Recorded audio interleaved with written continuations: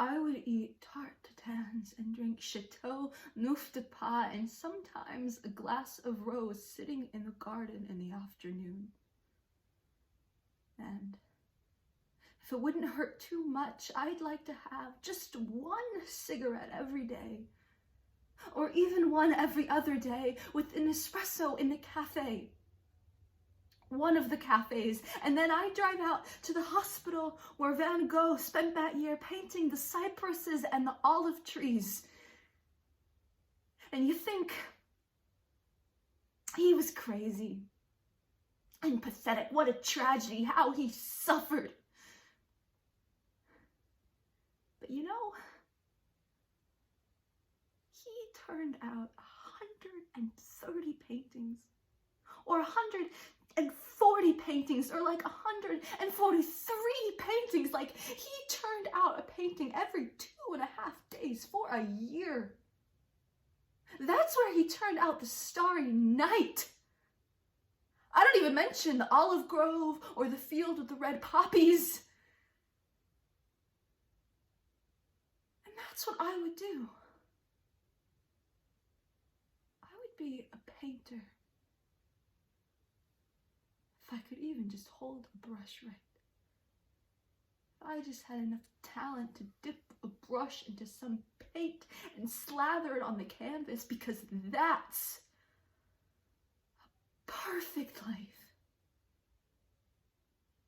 You just get up in the morning and you get your cup of coffee and you wander into your studio, and whatever catches your eye, that is what you do.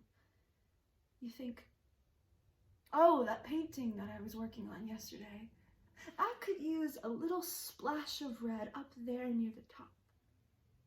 And so you dip your brush into the paint and you splash some red and then a little yellow, some green here over on the right. You think, okay, I could put a sailboat up there in the sky.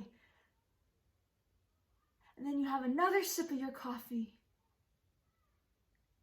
And you notice the little ceramic vase you had been working on the day before yesterday, and you think, I could put some kind of flat muted purple right there where the stomach bulges out a little bit.